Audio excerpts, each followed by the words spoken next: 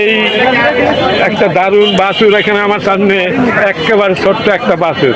হ্যাঁ, তোমার এই বাছুরটার বয়স কত হবে কতই? 2 মাসের বাছুর তোমরা ব্যস্ত নিয়ে আসছো কেন? হ্যাঁ, এর মা নেই নাকি? আমার মনে হয় কি শুনবা, তোমরা তো ব্যাপারী, তোমরা এই গাই আর এই বাছুর সব একই সাথে কিনছো, গাই বিক্রি করিয়ে দিছো। আচ্ছা, গাই বিক্রি করে দিয়ে এই বাছুর আলাদা বেচতিস, এই তো? আচ্ছা, যাই হোক, এটা কোনো বেচতে পারো। এখন এই বাছুরটা কত দাম চাচ্ছ?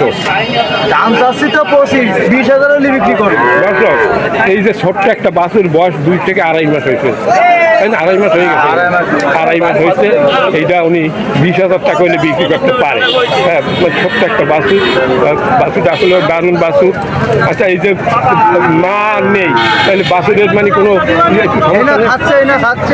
খাচ্ছে তো, মানে ঠিক মতো খাইলে তো আর কোনো সমস্যা নেই।